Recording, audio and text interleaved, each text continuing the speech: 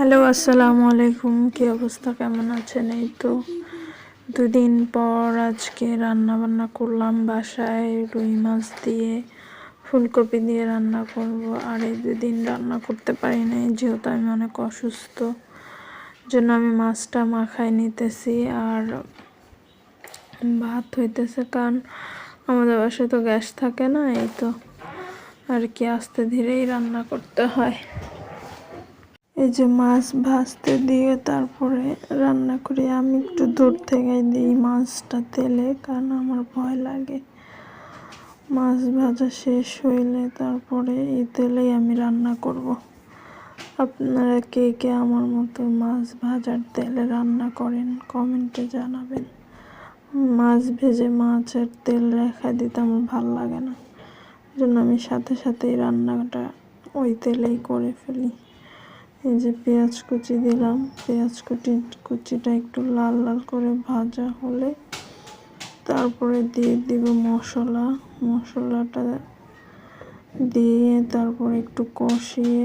আমি আবার কাঁচা মশলার গন্ধ আসলেও খাইতে পারি না, এই জন্য একটু মশলাটা ভাজা কাঁচা গন্ধটা চলে গেলে তারপরে একটু পানি দিয়ে বাকি মশলাগুলো দিব, দিয়ে তারপরে কষালে রান্নাটা ভাল লাগে। আর যেহেতু গ্যাস থাকে না, কারেন্টের চুলায় রান্না করতে হয়। কারেন্টের চুলায় রান্না করতে একটু সমস্যাই হয়, তাড়াতাড়ি মানে তেল উড়ে যায় বাষ্প হয়ে, পানি এটা একটা অসুবিধাই হয়। এক হাতে ক্যামেরা ধরো আর এক হাতে রান্না করাটা একটু কষ্ট, তারপরও করি, কারণ যেহেতু ভিডিও দিতেই হবে, এটা বাধ্যতামূলক, যেভাবে হোক দেওয়ার চেষ্টা করি। আমি তো ফুলকপি দিয়ে দিলাম। আজকে আসলে বেশি কিছু রান্না করব না, তাই আলুও দিই নাই, যেহেতু একজনের জন্য রান্না করতেছি।